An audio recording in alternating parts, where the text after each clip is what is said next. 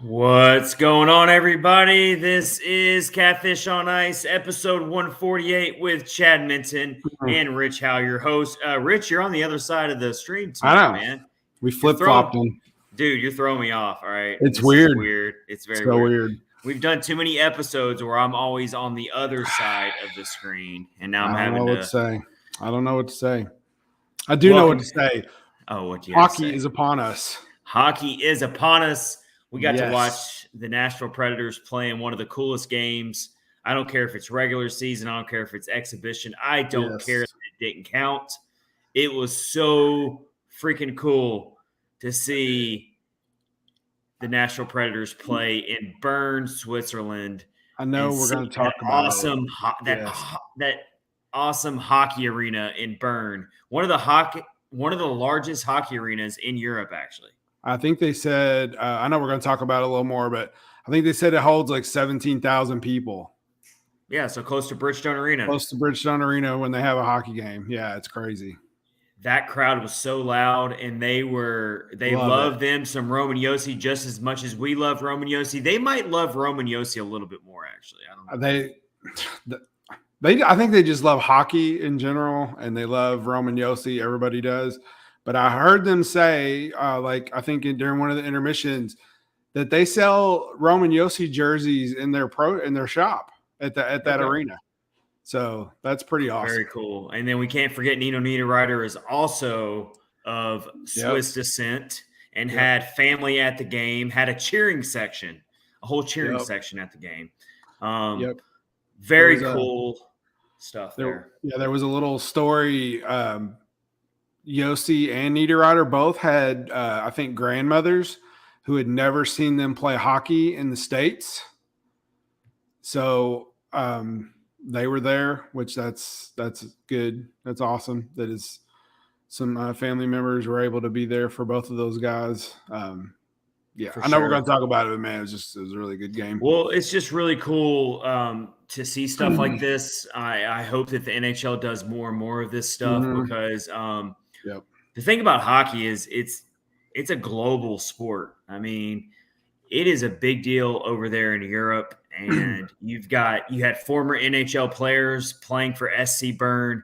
Like I said, the crowd was so into it. It didn't feel like an exhibition game at all. Of course, it was a very friendly pregame, and maybe the players weren't hitting each other as hard as you would see in a regular season game against the Dallas Stars or the St. Louis Blues. But both teams wanted to win this game. It was a very highly competitive game. You saw that right when the puck was dropped. Absolutely, it was. And in true Predators fashion, they gave up a late goal, which didn't like that. Yeah, but and apparently it doesn't matter whether they're playing in North America or in Europe. The Predators love to go to the penalty box. Not a good trend to be starting so early in the season. In the preseason, haven't even gotten to the season, and they're starting that. Don't like that. Mr. Janot spent some time in the penalty box.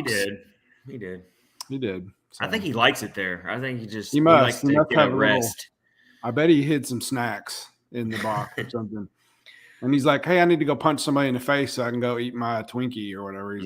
I don't think Tanner Janot's eating a lot of Twinkies. Have you seen him? Probably not. He's probably just eating great for his. He's probably just taking like that protein powder and just eating the powder just raw. He eats it right out. He eats straight scoops right out of the bucket. He's still all right.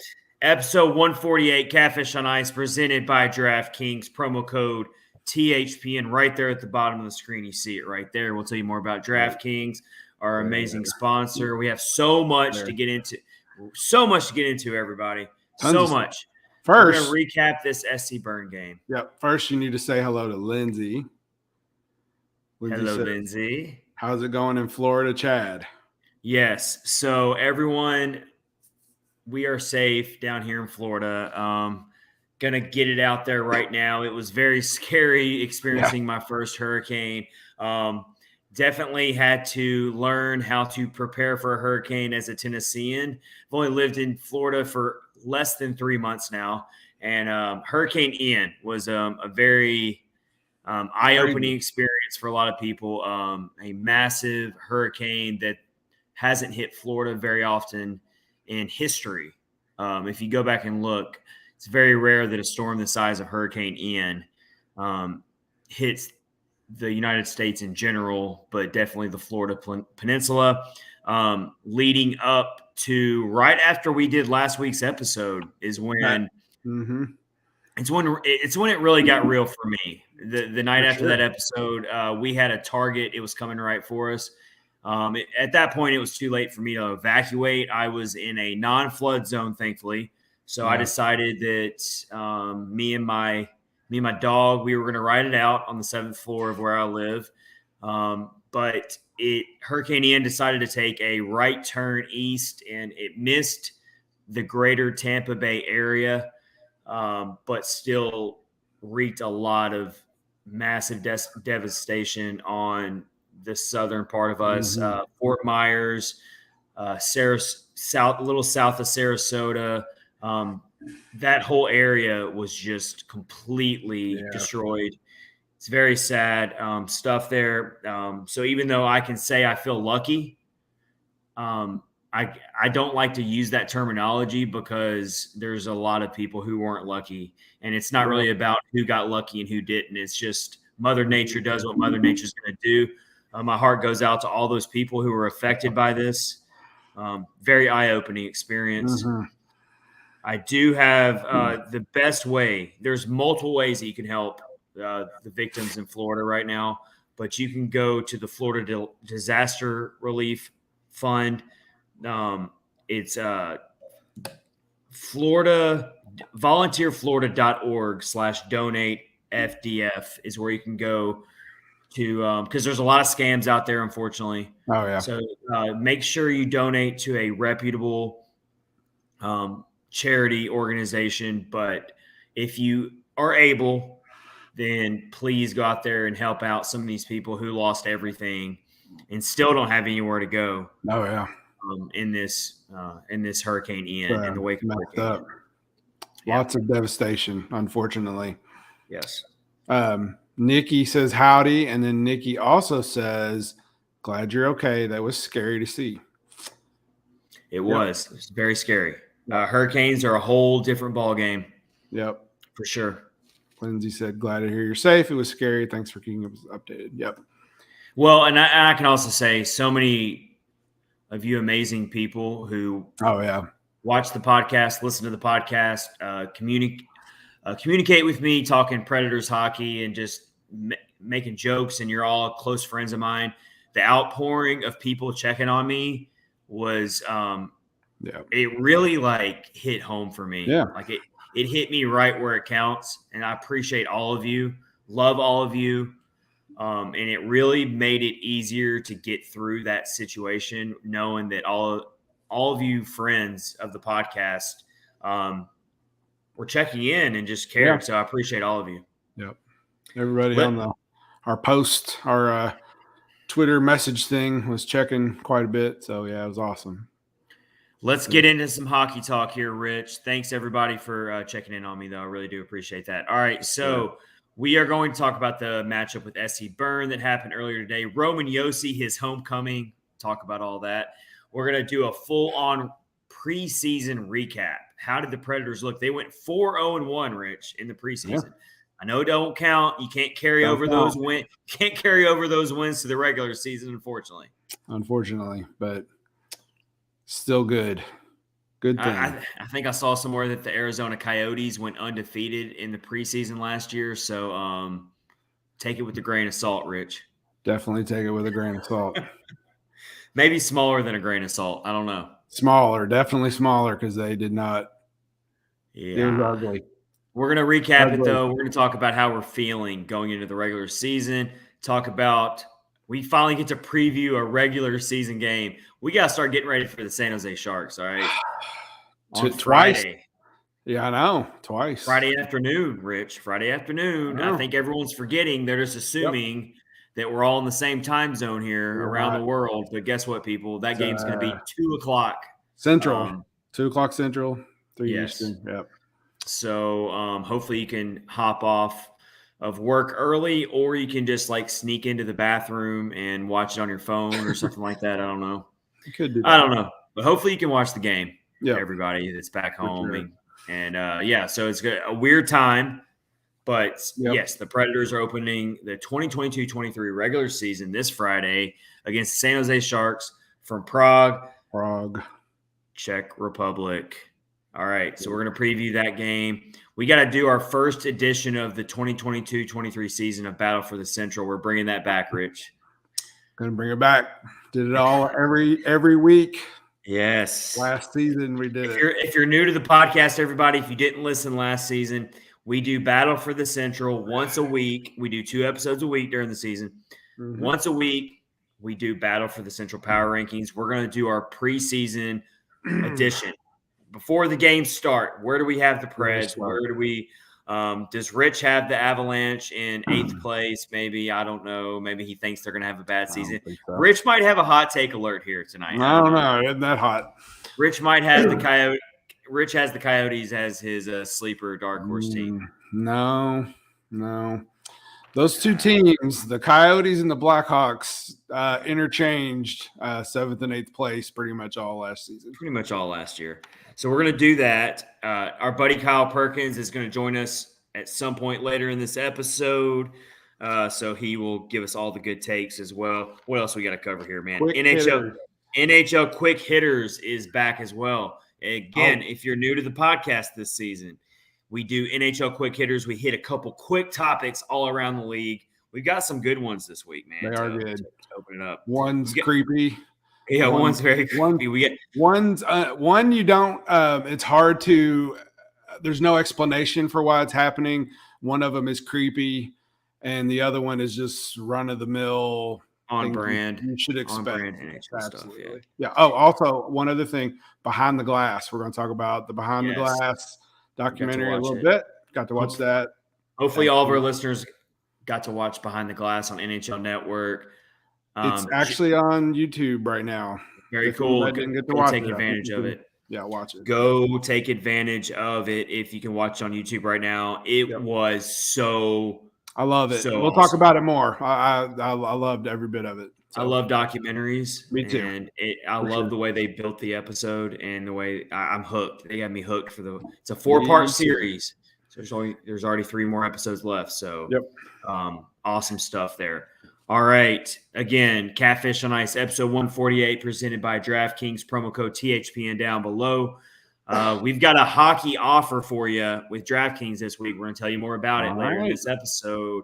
Finally. Now that we finally get to talk some hockey. All right.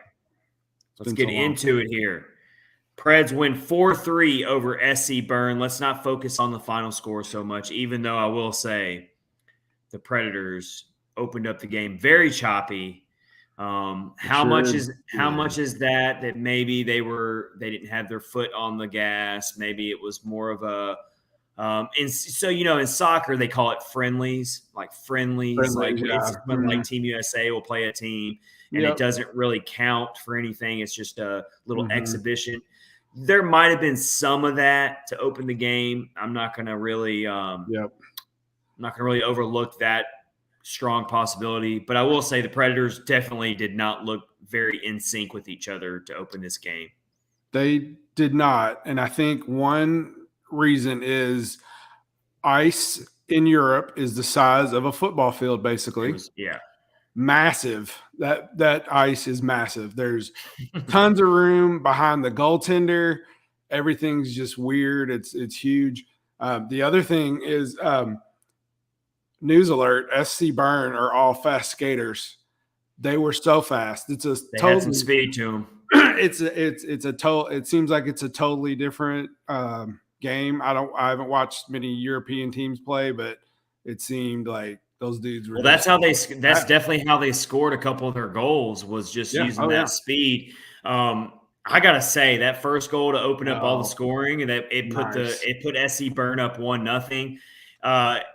It was just a really good rush, and then they find the streaker in the middle of the slot, and he does a spinorama type of goal and beats Kevin Lankinen And Lanky had no chance of getting that one. It was just a really pretty goal. And then the second goal that SC Burns scored was just a really good setup. Mm-hmm. It was a good setup shot. Maybe Lankinen should have had that one, but he was under fire. He was under fire. Maybe was having to make some. He faced the most pressure all of this preseason action. He faced the most pressure against SC Burn. He did. No shutouts this time for him. That's for sure. Yeah, it was a little.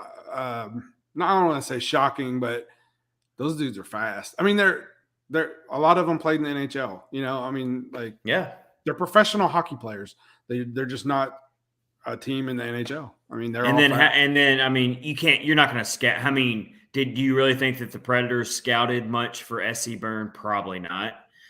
You know, so I mean, it was one of those games where have some fun, let loose. Yeah. I'm sure John Hines wanted to fine tune some things and see his team, you know, maybe work on some particular things in practice. Yeah. But for the most part, I don't want to call it a scrimmage because it wasn't a scrimmage. It was more than that, but it was definitely more of a tune-up.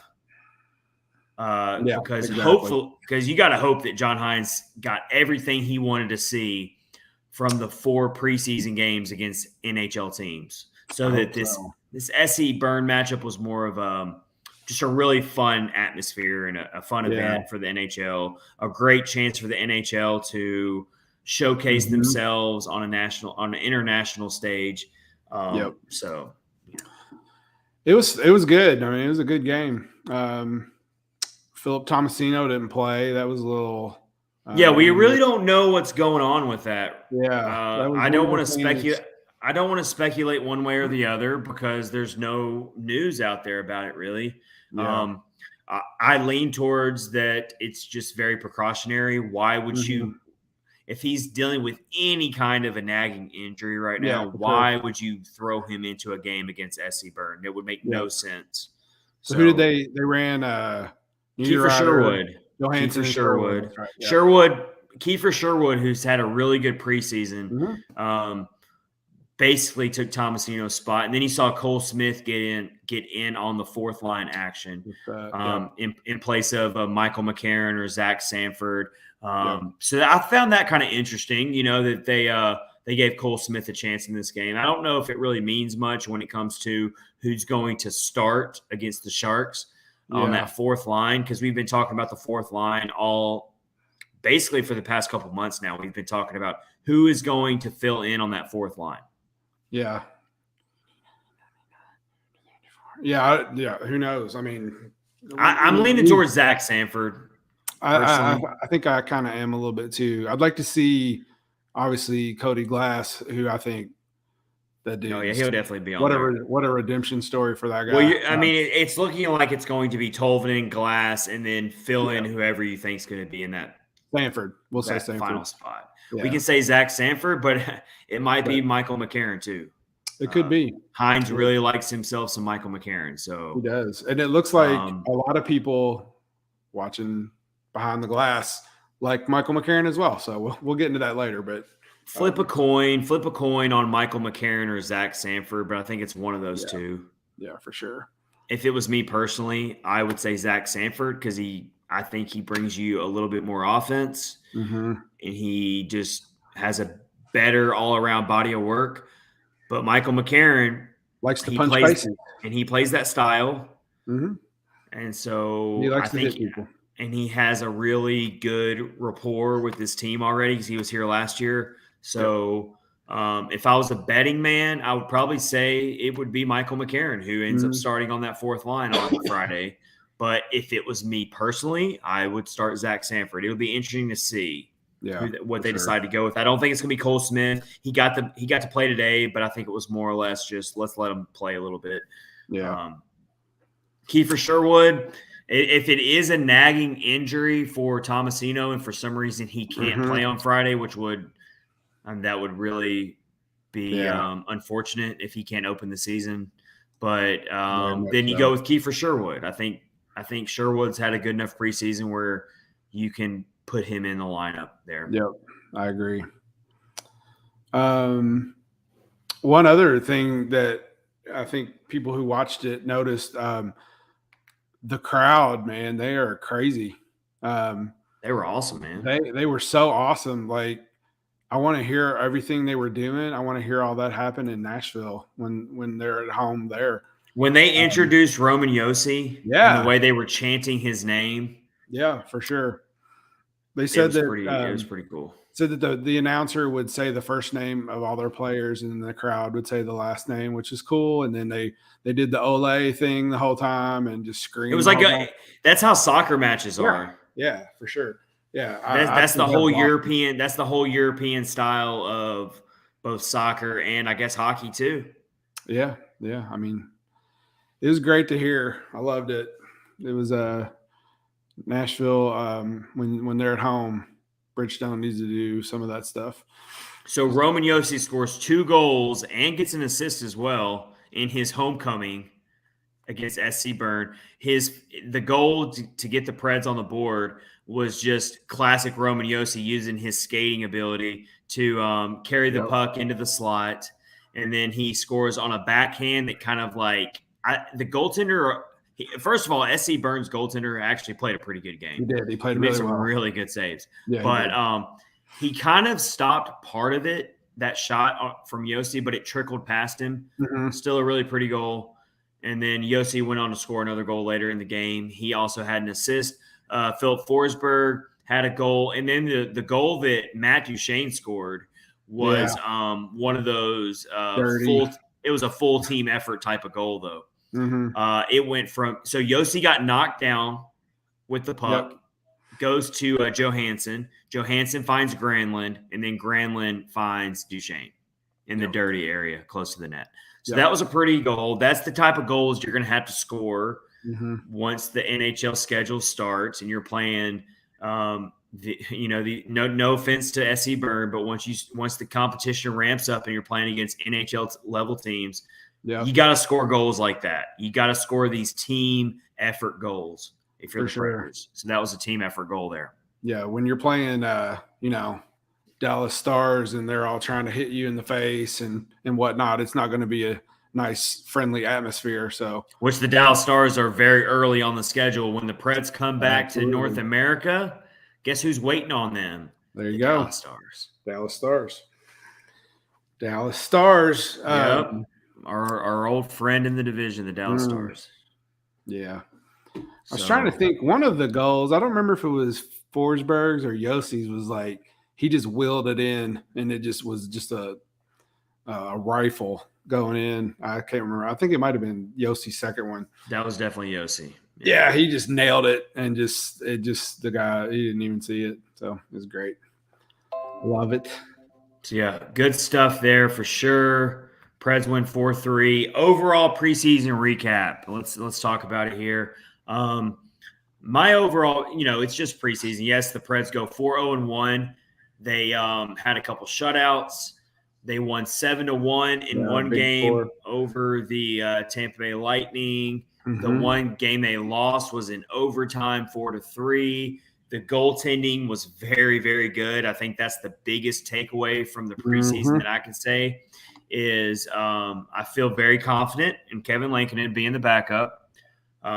Saros looked really good in his game, one game. And so you're going forward with a really, really formidable 1-2 punch at goal, which is in net, which is, how many teams in the NHL would kill for a 1-2 goalie duo that they could be confident in? It's the Preds have that luxury. Yeah, especially going into the season like this. Last season, David Riddick didn't get much playing time in the previous season. When he was here, or when he was with who he was with before. Was it Calgary? I don't remember. Or Toronto? I don't remember which one. He was with Toronto before he came to the Preds. Yeah, so then we were kind of all like didn't really know him that well, and then we all knew who Lankinen was because of Chicago or whatever.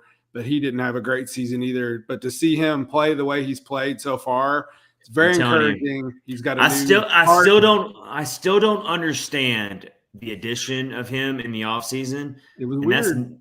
That's nothing against Kevin Lankinen. It's just more or less the Connor Ingram effect, which we've talked about a bunch already. Yep. But here's my thing. Kevin Lankinen, I can see it in his eyes. This dude is hungry to prove something this season. Oh, yeah, for sure. Yeah. And so you can, and I'm not saying David Riddick wasn't the same way. I'm not taking anything away from David Riddick. But I can tell you right now, Kevin Lankinen, this dude is still very young. That's the big difference between Kevin Lankinen and David Riddick. Yeah. Lankinen is playing for a starter's role somewhere else eventually. And David Riddick was as well. But Lankinen is a lot younger. And, he had a very quality rookie campaign with Chicago. And then his sophomore campaign last year was just was really bad. But he had a horrible team in front of him. Horrible team. The whole thing was bad. So this is his chance to really prove it. So you're getting a really hungry goaltender, and I think we saw that in the preseason from him. I know he didn't have the greatest game today against SC Bern, but I don't take a lot of stock into it. I'm not really too worried about it. Yeah. But he looked really good against NHL talent in his time. And the Preds gave him a lot of reps in the preseason, and that was good. I like that. He did. I hate to say it, but he looked better than Connor Ingram did when he played a lot. I mean, I know a lot of people aren't going to hear that. Everybody loves Connor Ingram. I do myself, but Lankinen just looked better. He's probably glad to be out of that purgatory in Chicago, just away from that whole show. Another big takeaway I have from the preseason is the Nino Niederreiter, Ryan Johansson connection is going to hopefully take this Predators team over the hump. Their connection is a huge X factor for this team, because if you look back at last season, you had our quote unquote top line of Granlund, Duchesne, Forsberg, and they just produced on an insanely high level, right? But then it dropped off a little bit, and the second line or the next line up was very interchangeable. You saw Luke Cunnin in there a lot. You saw Ellie Tolvanen thrown in there a lot. Was up there some. Nick Cousins got up there sometimes. It was a very volatile second line. No consistency whatsoever. And you're not going to go very far against the top-tier teams in the league if you don't have a quality and very stable top two lines. Yep, absolutely. I totally 100% agree. It was very refreshing to see Niederreiter and Johansson really have chemistry from the start, right when the preseason started. They just instantly had that chemistry. Yeah, it's pretty awesome. So one of the games, it might have been the one that they lost in overtime. Afterwards, Johansson was like, "Yeah, everything felt good, but we got a lot to work on." Talking about him and Niederreiter, he said, "Good chemistry, but we're still got some stuff to work on." So hopefully they can work. They've worked the kinks out and they're ready to go. And get him a good, consistent, Tomasino, if he's going to be in there, or just find somebody that can consistently stay with those guys. I think that's hugely important, like you said. And then we didn't really get to see a lot of Ryan McDonough is the other big one. He doesn't need to play a lot of preseason. No. So, I mean, we know what we're going to get out of Ryan McDonough, So, didn't get to see a lot of him. You didn't see much of Roman Josi. Yes, you saw him against SC Bern, and then you saw him in one other game. But he's another player where he doesn't need a ton of preseason reps. I mean, he knows what he's doing. Yeah, I would like to think he does. But I mean, I think you got to come out of the preseason, if you're head coach John Hines, feeling very good about what this team's doing right now. And now you have to really show it in the regular season. I mean, that's what the preseason is for. It's about hammering down on the things you're preaching. And I thought for the most part, they did well in those areas that John Hines preaches. Heavy forechecking, playing the physical style they played last year. They showed all that in the preseason games that I watched. Obviously, they showed that by having a 7-1 win over Tampa and then having a couple shutouts as well. a lot of reasons to be encouraged. Yeah, for sure. And I think it was one of the Tampa games. They were they didn't have like a bunch of prospects in or anything. They were playing. It was the first game against Tampa. Yeah. They won 2-0 over Tampa. Yeah, that's and it. Listen to some of the players Tampa had in that game. Yep. They had Killorn in the game. They had Braden Point. They had Nikita Kucherov in that game. They had Victor Hedman in that game. They had Stamkos in that game. And Brian Elliott. Brian Elliott is a very veteran, established goaltender in this league. Mm-hmm. Played in that game as well. And played very well, actually. 29 saves on 39 shots or 31 shots faced. So that was my measuring stick game of the preseason for the Preds. Was that 2-0 win over Tampa? Yeah. On that Thursday, the game that was supposed to be played in Tampa, and Hurricane Ian moved it up to Nashville. Yep. That was my biggest measuring stick game of the preseason for the Preds. Yeah, and if I remember correctly, Hagel had a few breakaways against Lankinen, and Lankinen stopped him, which looked really well. Lankinen posted the shutout, made all 30 saves. Yeah. That was just one of those defensive games that that's what the Preds are going to hang their hats on this year. Yeah, for sure. It was preseason, obviously doesn't count, but it's like you said, a great measuring stick to go up against Tampa Bay when they had some of their ringers in there for sure. And then they turned around and won 7-1 in the next game. I don't think the Lightning had as many of their top players in that next game. They did have Pat Maroon in that game. But yeah, you look over that roster. Yeah, it was a lot of depth players and prospects. Apparently, Patty Maroon poked Mark Borowiecki a few too many times. I've never heard of this goaltender. But I've never heard of this goaltender. But Hugo Anafelt, young goaltender for Tampa Bay in their system. This guy got roughed up. He gave up 7 goals on 28 shots faced in that game. So I'm not going to take a lot of stock out of the 7-1 win. That 2-0 win over Tampa, I'll take that to the bank. That made me feel really good. I seem to remember Saros having some good saves though. Some pretty there was a couple that were really good quality shots that he stopped. Yeah, he made 27 saves there in that game on 28 shots. So that was his tune-up game for the preseason. Yeah. His first action since he got hurt last season. So you had to at least see him for one game. I think John Hines managed his rosters pretty well, if you ask me, over the preseason, deciding who played where and managing all of his goaltenders. I think he did pretty well with everything. I don't have any arguments with that at all. No, I don't either. And like I said, Philip Tomasino not playing against SC Bern. If he's not 100% healthy, do not play him against SC Bern. And so I'm hoping if it was a regular season game and they really needed him to play, then he would have played. That's what I'm leaning towards, but I don't know that for sure. Yeah, we'll see what happens. Maybe he just wanted to get one last look at a couple of these other guys. So maybe. Yeah, well, that's important too, for sure. Yeah, you already got your 27-player roster. I mean, you your training camp roster is not changing. That's true. So, that's true. All right, let's bring Kyle Perkins in. That.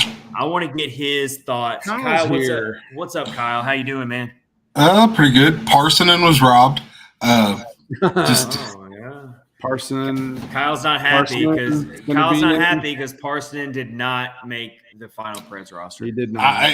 He's going to be on the main roster for several years to come, I believe. He'll get called up. His time will come. He is good at hockeying, so he will be there for sure. Just like Igor Afanasyev, his time will come as well. They're both. Yeah. I think both of them are going to benefit very well, getting elevated ice time and they're going to be large. They're going to be very, very important to that Admirals team, and that's going to benefit them well. And they'll be quick call-ups to the NHL level this season. Just watch for that if that time comes. As long as Cody Glass, hi Lindsay. As long as Cody Glass and Nikki and everybody, and I love you all, and as long as Glass stays up on the big team, I could really see Parsonen being the number one center for that Admirals this season. Yeah. him and Igor, they're going to be, the they're going to be relied upon. The men of the team. So definitely relied upon, like you said. Do you have any, Kyle? Do you have any other, like when you're looking over the whole preseason slate? Do you have anything else that just really stands out to you as far as Kiefer Sherwood? I don't know if y'all talked about him at all, but we touched on him a little bit. He's just got that dog in him. He's in there amongst the dirty areas and every play. I love the McDonough-Ekholm pairing. You're starting to see Matthias become more involved in the rush versus always being in the back and eating it from the blue line. McDonough's been doing the eating as of late, and I think he's got a little bit bigger of a yeeter than McDonough's like, I am the yeeter. Yeah. Not you. I'm going to take your yeeter role. There you go. But really like that pair. Fabro and Lazan, not bad together. I'm okay with it. I feel really good. Right with it. Our entire defensive core, I'm not even worried. And I can't remember the last time that I had no reservations about the third pairing. I mean, I honestly can't remember a time. I'm gonna go out on a limb and say this might be a really good thing for Dante Fabro. Take some of that pressure off of him. He doesn't have as much pressure. He's paired up with if it's Lazan or even if it's Borowiecki, two awesome players. Defensive defensemen. Absolutely. I think this might be wind up being good for him for sure. He can shine without having to have the pressure of playing with Yossi or Ekholm. Yeah, I mean, I think so too. It could be a really good thing. And you're looking at 3 defensive pairings that, I mean, put these 3 pairings on paper that the Predators have rolling out and throw your 7th defenseman out there as Mark Borowiecki. Put that up against almost any other team out there. Yep. And you can feel really, really good about it. That's going to really be their bread and butter this season, because you've already got yourself a Vezina goaltender. So if you put a really great defensive core in front of that Vezina-worthy goaltender, then it suddenly takes off some of the pressure of Philip Forsberg having to score 45 or 50 goals or whatever, or even Roman Josi having to put up another 100-point season. Like you'd love to see those players do those types of things, but you got to take a little bit of pressure off those players because you can't take it to the bank that they're all going to replicate those seasons again, because they're not most likely. No. Most likely they're not. So you're going to have to hang your hat on really great defense in front of UC Saros. And I feel really good about the 7 defensemen that they're taking. Plus, let's not overlook Jordan Gross, who made the roster as well. Good for him. I was looking for the stats, but apparently they did not keep stats on time on ice.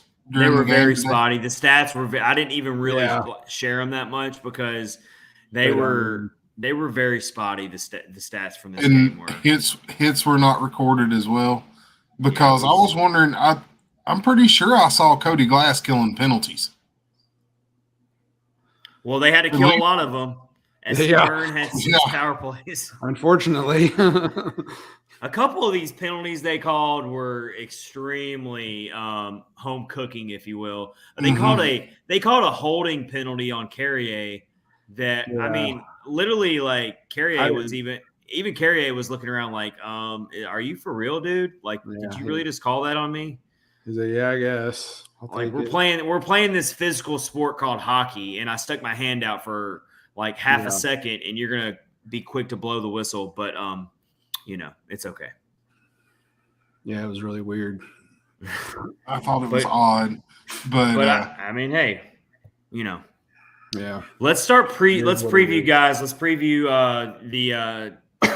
the regular season opener this Friday against the San Jose Sharks, because we finally have regular season hockey to preview here. And I was looking at the San Jose Sharks. As I was prepping today, looking over them. on paper, and we know that it never happens according to script in hockey, so I'm not saying, but on paper, the Predators are the vastly superior team in this matchup. It's not even a question. But that doesn't mean that it's going to go according to script. I will say we better have full respect for the Sharks because they do still have plenty of playmakers. Hurdle and Meyer. Hurdle and Meyer. They still have Carlson is still a very quality defenseman out there. But other than that, the team is Couture, Logan Couture has been in this league for a while. Can definitely burn you on the power play. I will say that the Sharks are a team that is in transition this year. They're a team that, they're going to play for glory and they're going to try to get a playoff spot, and they have some players that could do that for them. But the Predators are vastly ahead of them on paper. And so for the Predators, I look at this as a statement type of way to open the season, to take care of business here. We say that all the time in sports, take care of business. It's not like football where you lose the first game of the season and the sky is falling type of thing. But the Predators do need to take this seriously, and they need to show us that they are a different team this year, and they aren't going to play down to their competition, and they are going to open this season off on a very strong note. And they have a really good chance against a team that they are better than on paper, hands down.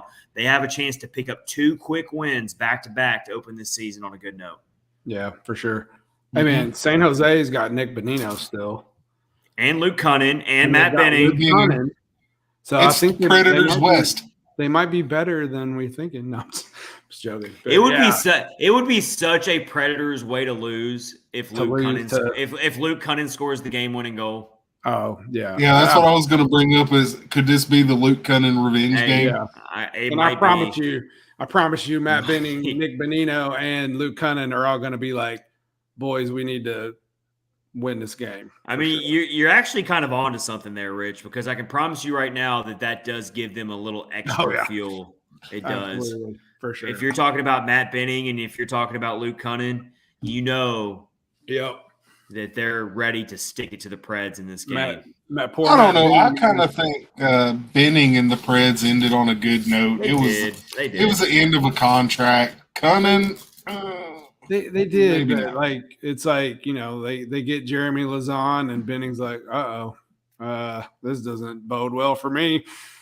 But I think the whole Luke Cunnin thing, like you said though, like that came up. Everybody in Nashville was like, please. The Luke Cunnin marriage came to an abrupt end. Yeah. Because I can promise you, whenever the Predators traded for Luke Cunnin and when they traded Nick Bonino, who's also on the Sharks team, when they made that draft day trade, they probably foresaw Luke Cunnin being on this team for much longer than what he ended up being on.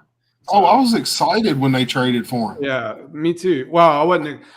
After a while, after I kind of figured out, this might be good, and then he started playing well. But then, man, it just nosedive. Sorry, I hate to go back on stuff we've noticed. Tolvanen is still snake bit. Mm-hmm.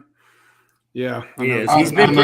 He hasn't stood out at all this preseason. He has been the invisible man. Yep. He has been. Unfortunate is time's ticking for that boy. All right, so looking at the Sharks here, they were almost dead last in the league last year in goals per game. One of the worst offensive teams in the league. Interestingly enough, they were second in the league in the penalty kill. Did not know that until I looked it up today, but that's kind of random.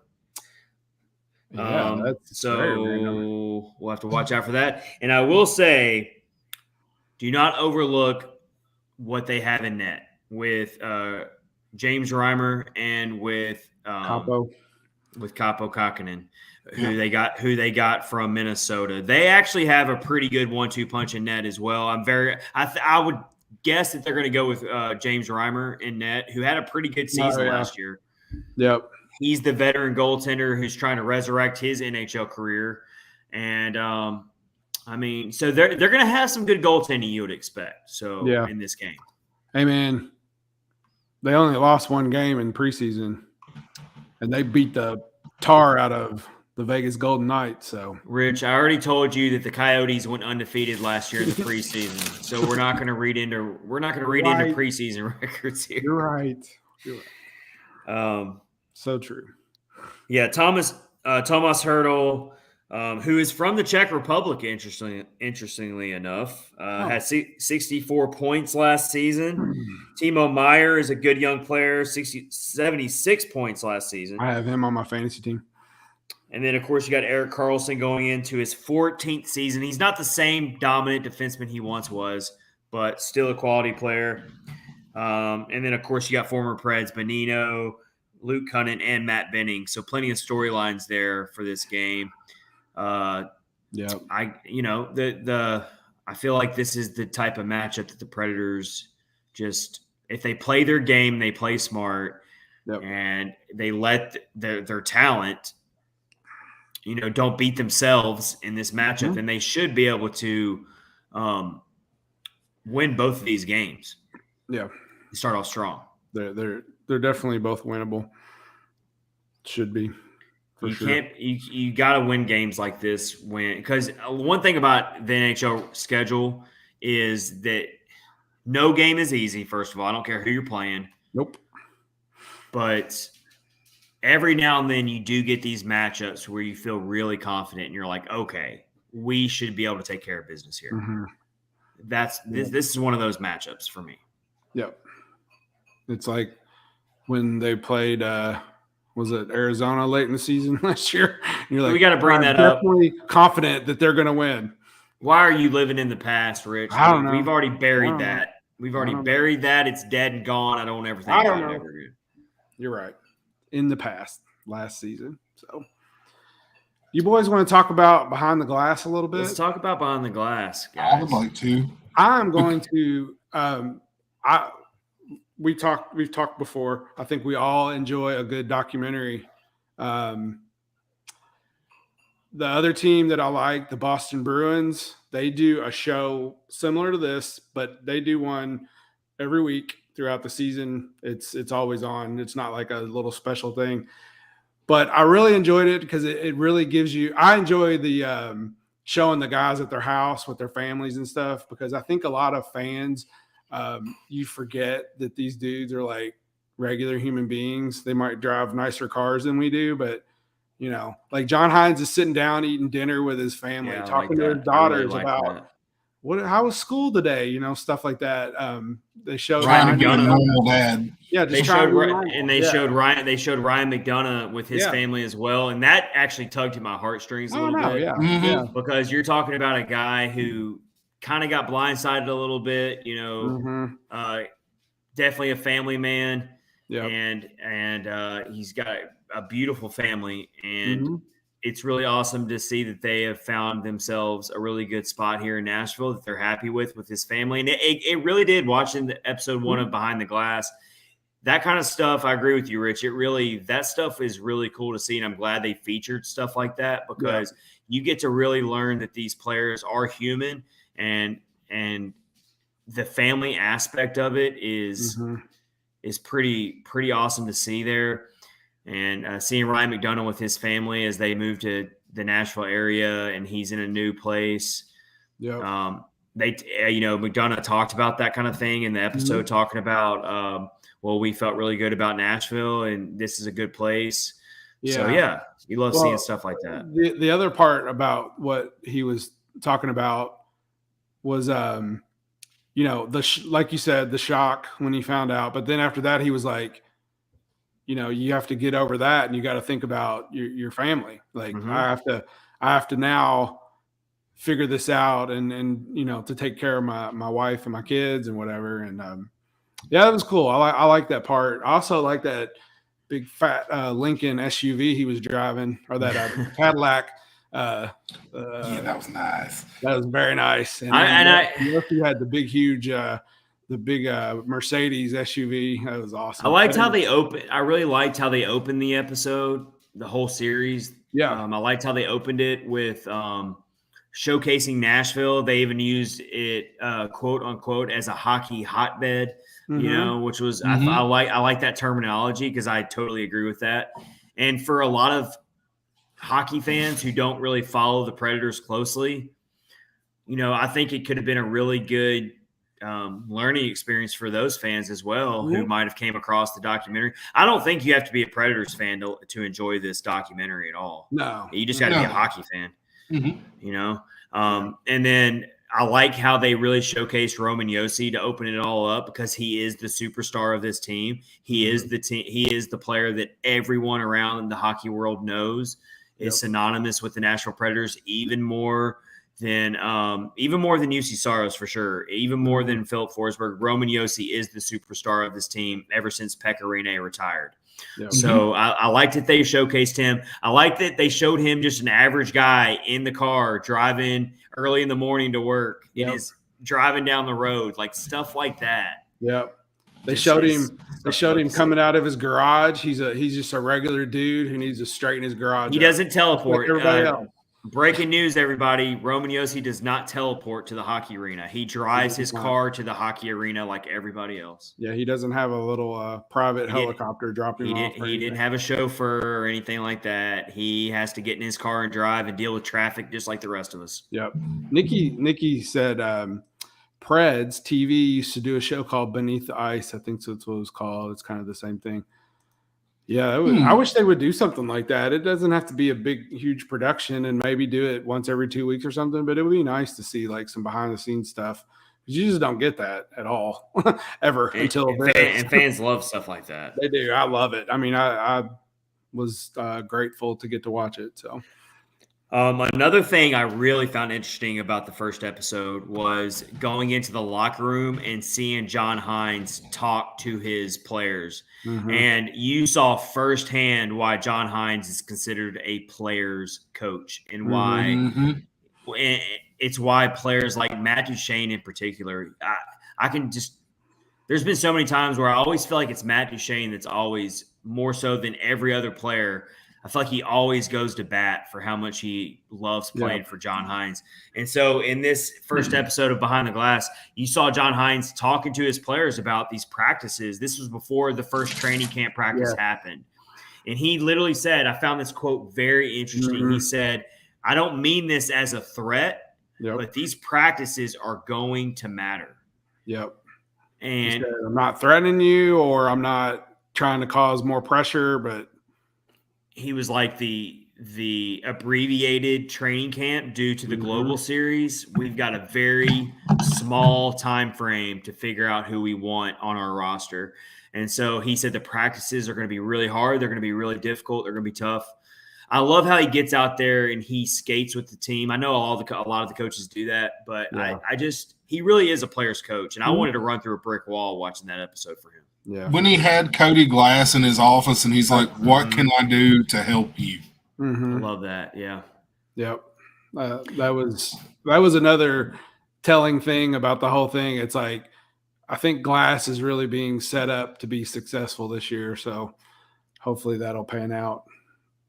And it was cool watching. It was cool watching the episode in the perspective that when I watched it, the roster had already been announced, so I knew that Cody Glass made the team. So watching that episode and seeing that conversation with Hines before the fact that he had actually made the team, before the fact that he had scored that big goal in the one preseason game, all that stuff, before all that had happened, that conversation that he had with John Hines was pretty cool. Absolutely. So it's a great series. We highly recommend it. It's on NHL Network. If you don't have NHL Network, then I'm sure you can find other ways to catch it. But I think it was on Bally tonight. And it was. I think they also put it up on the NHL Network's YouTube channel, maybe.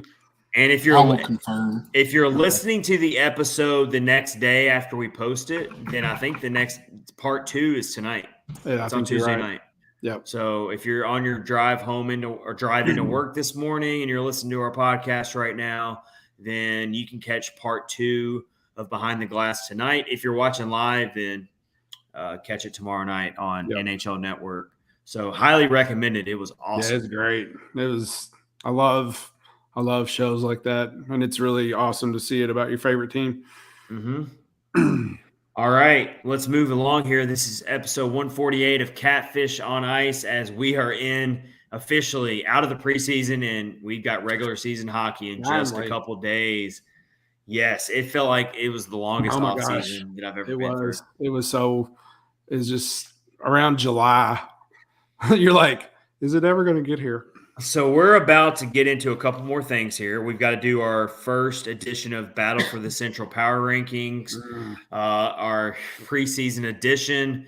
We're going to rank 1 through 8 all the teams in the Central Division, just like we did last season. It's going to be a lot of fun there. We've also got to do our NHL Quick Hitters. Got some really fun topics to hit on there as well. Before we do that, let's tell you about DraftKings. DraftKings has an amazing offer, the first hockey offer of the year from DraftKings, everybody. We've been giving you NFL offers. We've been giving you all these different sports offers, but now we've got a hockey offer for you. Hockey fans, it's finally time to hit the ice again, and thanks to DraftKings Sportsbook, an official sports betting partner of the NHL, you're in for the season of a lifetime. New customers can bet $5 on any team and get $200 in free bets if they win.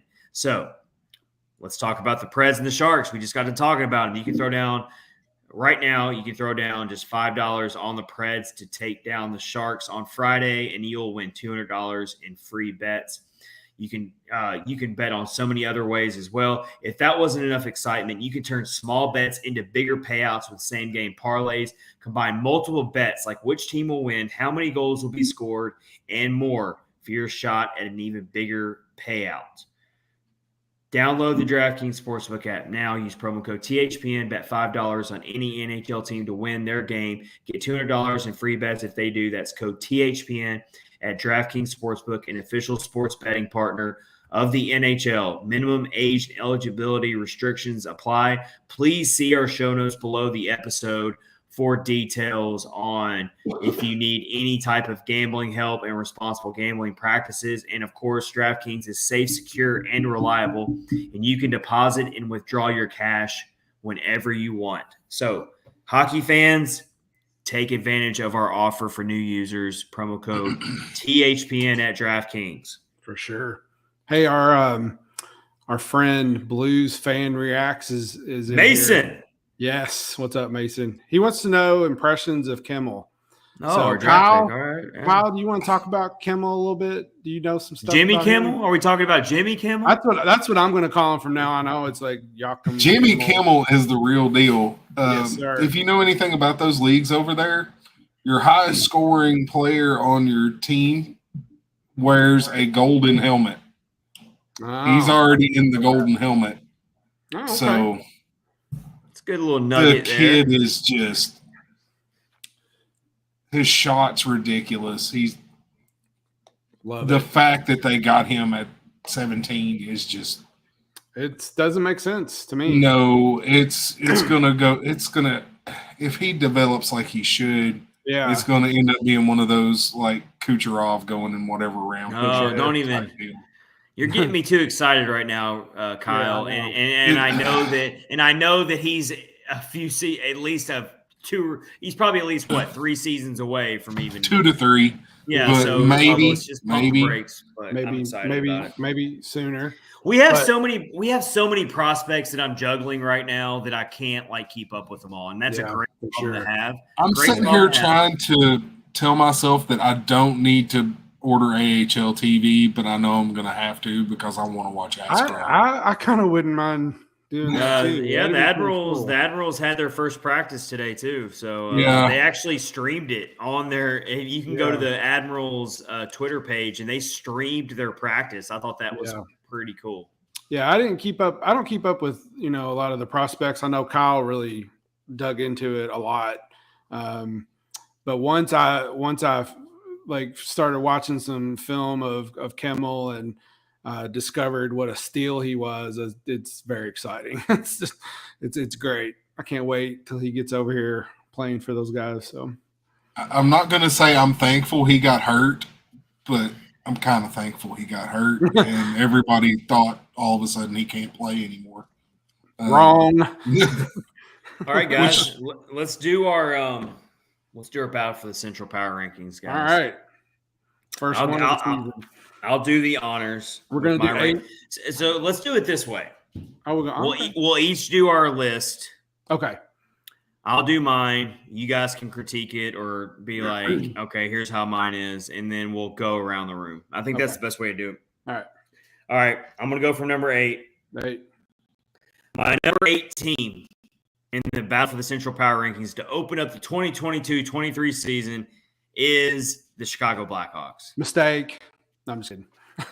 I've got the Blackhawks firmly in number 8. I just think that it's tank season in Chicago. If you are goofy enough to get rid of Alex DeBrincat, I think they've made their bed and they're ready to lay in it. I think they realize they're not a good team and it's going to be a long, hard road of rebuilding. Does that mean that they're not going to beat some teams because they have Patrick Kane and they have unhappy Patrick Kane? Yeah, he's like grumpy cat right now. Yeah, I love it. Right. They'll steal some games. I'm not saying you can take them lightly because they have some good young talent, but they're definitely hands down the worst team in this division going into the season. And they don't have, and quite frankly, they don't have much to play for this season. It's tank. Really. So that's what I wrote. I wrote a little note next to each team. And my note next to the Blackhawks is just tank season with a question mark. There you go. My number 7 team is the Arizona Coyotes. I think they'll actually show mild progress this year. I actually think that they have some quality pieces. I don't think they're going to be a playoff contender by any means, but I do think that they have some quality pieces and that they might be able to surprise some people and win some games and be special playing in that home arena that they have, that glorious college arena. Yeah. And then if they win, they can go hit a kegger or two at their favorite frat house while they're on campus. Whatever they want to do. College girls. All right. Right on. My note for them is they'll show mild progress. They have Clayton Keller. I like him a lot. They still have Chikrin as their defenseman. The biggest problem with the Coyotes is they have absolutely no goaltending. No. At least Vizmelka is going to be the sacrificial lamb. So they're probably going to get carved up for a lot of goals. They're going to battle with the Blackhawks for last place all year, but I put them a slot ahead of the Blackhawks. I think they're going to be fun. I think they're going to be a fun team to watch. I think they're going to have a good atmosphere, believe it or not, in that home arena. Oh, I bet they do. And I give them a puncher's chance to finish 7th in the division. So that's what I'm doing there. All right, number 6. I've got the Winnipeg Jets at number 6. Bowness as the new coach. What is he going to do for that team? Rick Bowness is the old school elder statesman coach. I kind of put him up there kind of with John Tortorella as like a old school, no thrills. I wouldn't call him a player's coach at all. He's very he's like, I just want to straight to business. Yeah, Rick. Yeah. I don't know how he's going to impact that team. Like Rick Bowness has never really won big anywhere he's ever been as a head coach, but got close though. He might be good for them. If you talk to any Dallas Stars fan, they'll tell you, thank God Rick Bowness is gone. Like they couldn't stand him. So I'll be interested to see how he impacts that Jets team that has a lot of uncertainty to it. Mm-hmm. What was that story that came out about Blake Wheeler? What they took the captain pass from him, away from him. Yep. Yeah. So just some weird things going on in that locker room, but they still have some elite scoring talent. Of course, they have Kyle Connor, who's one of the best goal scorers in the game. They've got Connor Hellebuck in net. So I put him at number fantasy team. I put them at number 6 initially, but they're definitely a team that could maybe move around and move up as the season goes on. My number 5 team, I'm going to get a lot of pushback for this. Call this a hot take, if you will. I don't care. I don't believe in this team right now. Minnesota Wild are my number 5 team in the division. I agree. All right. Yeah, here's my thing about the Wild. They didn't have an impressive offseason. They lost Kevin Fiala, which I get that Kevin Fiala has a lot of naysayers and a lot of critics because he's kind of he doesn't always bring it. He's not that locker room team-oriented guy sometimes, but I think losing him is going to hurt them on the top end. And I don't know about their goaltending that much. I know Marc-Andre Fleury's still there. He's still a great goaltender, and they got Kaprizov, but you know what? I just don't trust them that much. And I can't get it out of my head that they completely screwed up in the first round again and choked against the Blues last year. So they're my number 5 team. Number 4, this is where it got hard for me. This is where it gets a little closer. I got the Dallas Stars at number 4. The note I got with them is some young, dynamic talent, but how will that mesh with the aging with the old somewhat dynamic talent? And we're gonna touch on this in our NHL Quick Hitters, but what the hell is going on with this Jason Robertson contract? Save it. I mean, that's a dark cloud hanging over this team right now. Going in, if I was a Dallas Stars fan, I would be sweating bullets over Jason Robertson right now because he is your crown jewel. He's your crown jewel of the future. He's a future superstar, in my opinion. Absolutely. But assuming that they figure out a way to get this contract done, then I could put them as high as number 3, honestly. Nikki said old and Nikki's broken right. and Sagan. Nikki is correct. Yeah. Are those two guys ever going to retire is how I feel about those two? Jamie Are they Benn, even that old?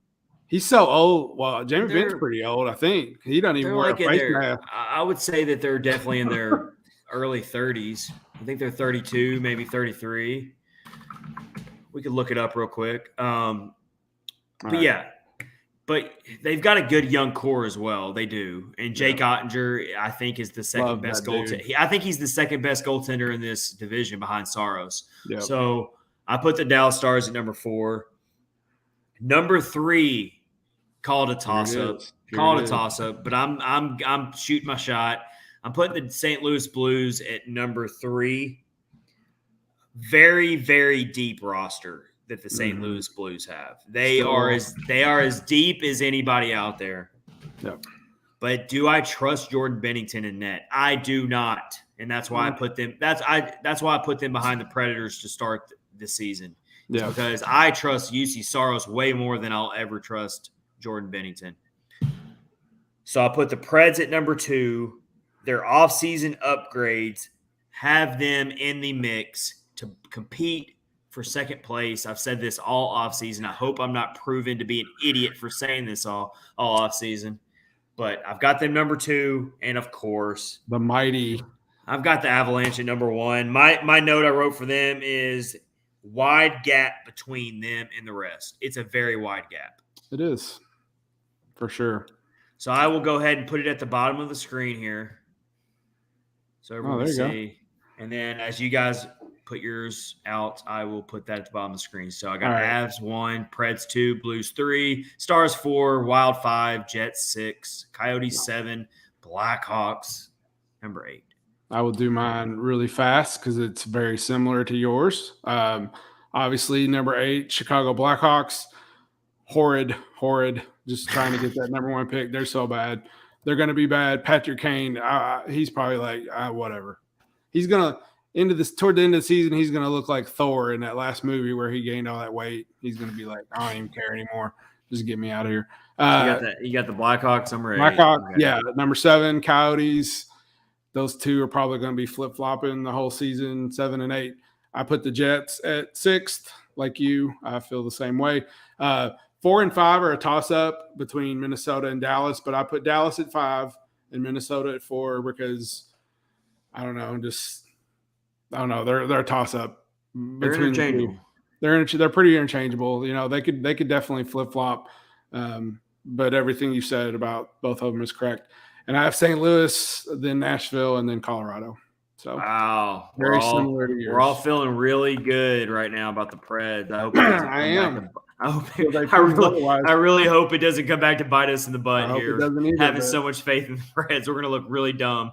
We put them in number 1 time last season, and it blew up in our faces last year. If you remember, so blew up. Oh yeah, it was. That the self-destruction happened. I think we put the Preds ahead of the Avs when they beat the Avs in that one really in the COVID game. Well, I believe you're right. We were like, well, no. It was another game. No, so the Preds beat the Avs twice last year. They beat them in the COVID game. There was one game where both teams had their rosters. It was back and forth. That was the game that Borowiecki got knocked to the ice and was laying on the ice, and they kept playing around him. That's right. I think if my memory serves me correctly, I think Duchesne had the game winner in overtime. I could be wrong on that. And we were like, it definitely went to overtime. Here it goes. Here we are, boys. 5-4 win. I got to pull it up right here. Let's see. Yep, Matt Duchesne hit the overtime winner, 5-4, 3 minutes. And I guess my memory is still doing pretty good for me here. It was pretty good because I don't remember. Duchesne had 2 goals in that game. That was the game where I felt like, oh my God, maybe the Preds can hang with the Avs a little bit, but that was just that was a one-off. That was a one-off. Pipe dream. All right, so we have Rich Howell's Central Division Power Rankings down there. The only difference between me and his rankings is Stars and Wild. We got them flip-flopped. Yeah. Let's get to Kyle's Central Division rankings. I'm kind of struggling on the first 2. The Blackhawks and the Yotes, because it kind of reminds me of that episode of South Park where you've got the Little League baseball teams and they're both trying to lose the game. Oh, yeah. So they can stop playing in the tournaments. So I have a feeling those 2 are going to be fighting to see who can lose more. Mm-hmm. You're going to see the bottom of the barrel of the entire league in the Central this year. The NHL is not going to like hearing you say that about the Arizona Coyotes because they are all in on that team, boy. Houston. Milwaukee. I've been hearing chatter about does Milwaukee deserve an NHL team, and I think they do. They do, but will the NHL do that, or will they do another super large market team like Houston or Atlanta? They like to get the ice down in the hotter weather. They do. Sure. Yeah. So who's your I'm probably going to 8? say, if I got to say one, I'm going to say the Blackhawks because they're bad and they deserve to be bad. Then I'll go Yotes and Jets, even though I think the Jets may surprise a few teams here and there this year. Let's see. I'm going to go with the Wild. I'm going to agree with Chad. I'm going to go with the Wild. Number 5? Okay. I think they're suspect on a lot of fronts. They're not very deep. They have no room to make any moves to do anything. They're pretty much stuck with the roster they have. Mm-hmm. They've got all this cap money against them because of the buyouts, and that didn't pan out. No, that did not pan out at all. So I think you're getting ready to see a downtrend in the Wild. I mean, everyone gets so lost on Kaprizov, but I'm like, their roster is not that overly impressive. I mean, yeah, they got some good players. They're not like scrubs by any means, but they're just not that impressive. They're just not. Yeah. I don't get why so many people have them ranked so high in their power rankings. I was reading a lot of different websites, quality websites who do their power rankings, and they have most of them have the Wild like definitely top 10. On almost every website I read, and I'm like, I don't get the love affair for the Minnesota Wild. Like, so I really didn't look at their roster. Can I change mine around a little bit? Because wow, it's like a ghost town. Yeah, they didn't have a good offseason at all, man. I mean, going on, I'll go with the Stars. I think there's a lot of upheaval in that organization right now.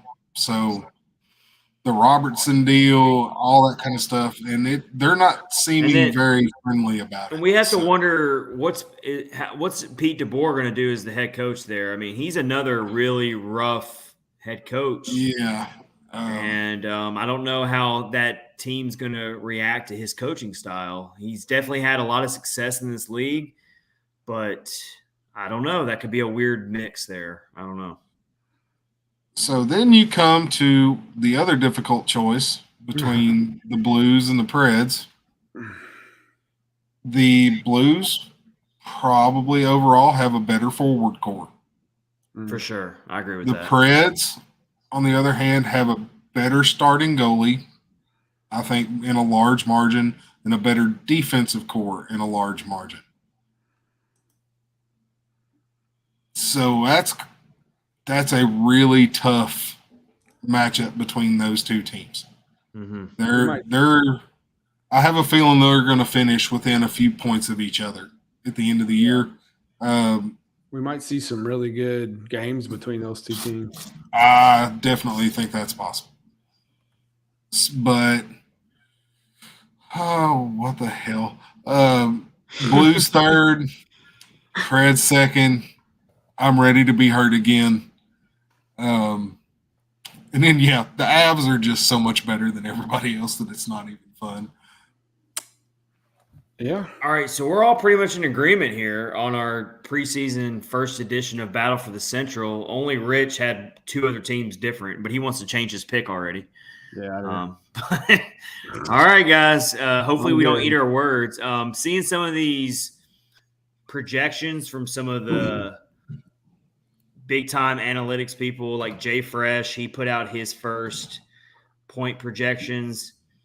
His model has the Avalanche with 105 points. Again, this love affair with the Wild. He has the Wild with 101 points, the Jets with 98 points, and the Preds finishing fourth with 96 points. That's his model. He doesn't have the Blues in the top 3, 4? No, not in his projection model that he used. He has the Blues finishing fifth. Wow. And then Evolving Wild has another good one to follow that does all these projections.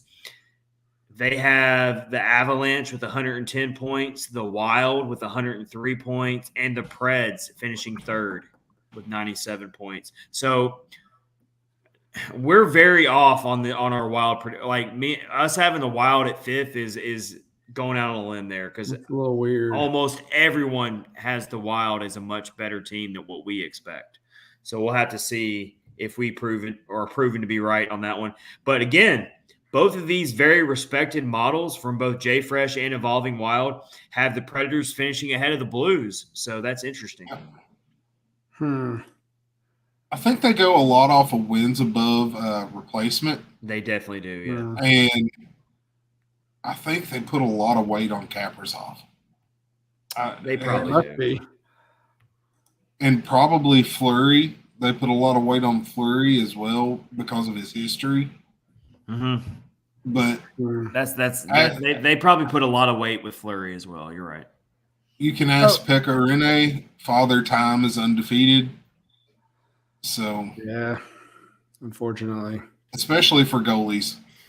So yeah, I don't want to see. I would rather Marc-Andre not get in a bad shape and start looking like crap. At least if he's in. Well, yeah, I don't know. I'm glad that he got out of Chicago. I think everybody is. Languish in that cesspool of talent, but I don't know. All right, guys. That's our first edition of Battle for the Central Power Rankings. Comment, tweet us at the show, at Catfish Ice. Let us know how you would rank the Central Division going into the 2022-23 season. We'd love to hear from you. Let us know what you think. Where would you rank the Predators right now in the Central Division? All right, let's get to our last segment of the night on episode 148, and that's our NHL Quick Hitters. Bringing that back. We like to hit some quick topics around the league to close out the episode this week. And let's go ahead and start with the newest mascot of the NHL. Oh my gosh. I need to bring up my quote.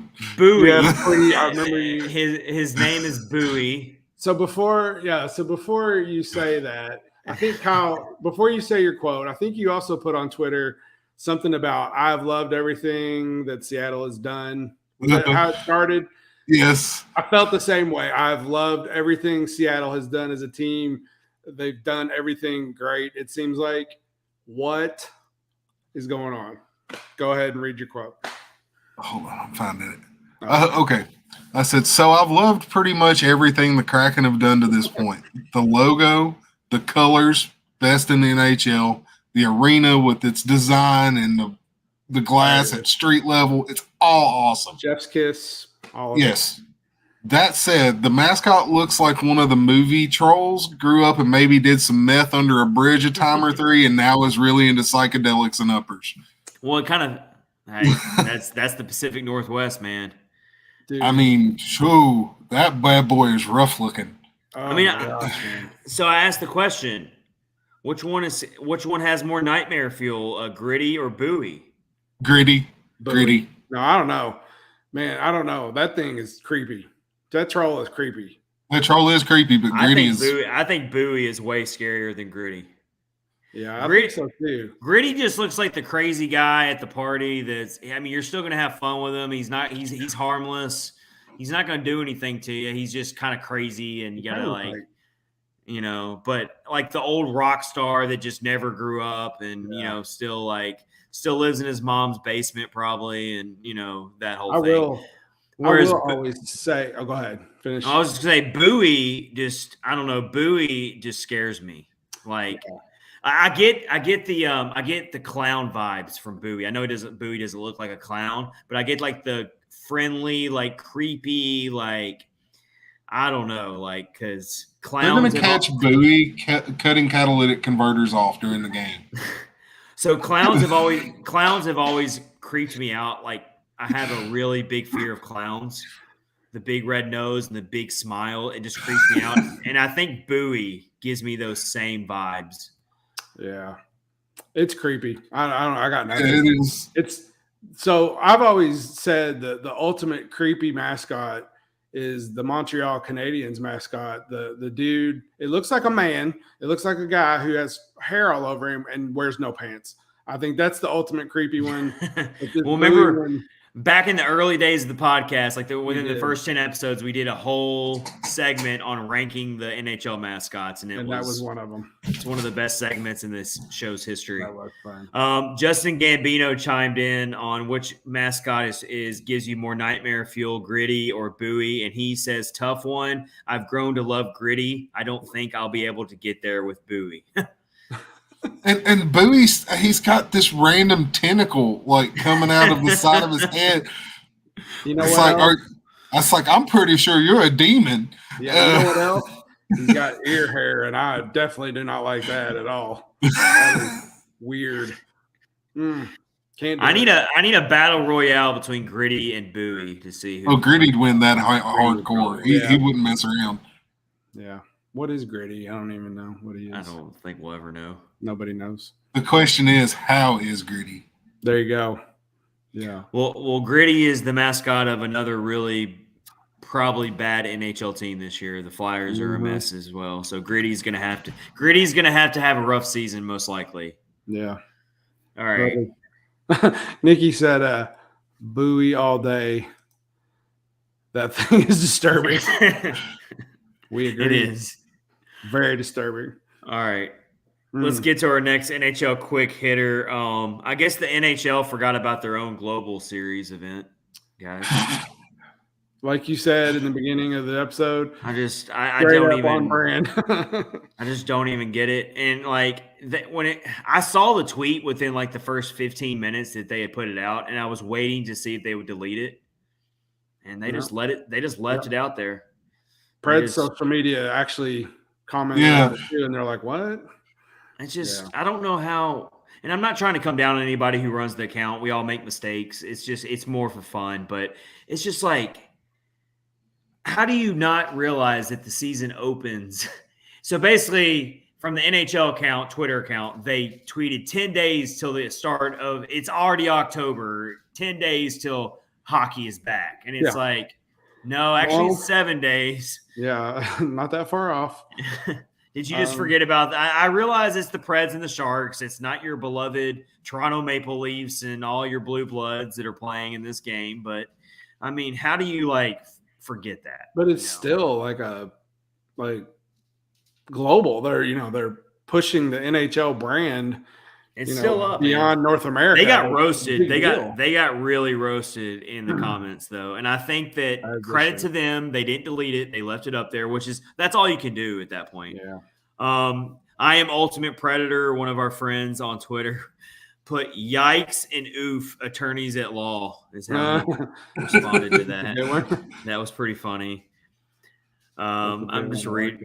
Even some Sharks fans, the season starts in 6 days. Stop the lies, NHL. Sharks fans got all up in their feels too, which was really funny. Good. They're like, we've been around for a while. Yeah, both teams for sure. That's hilarious. It's funny, but it's not surprising at all. So.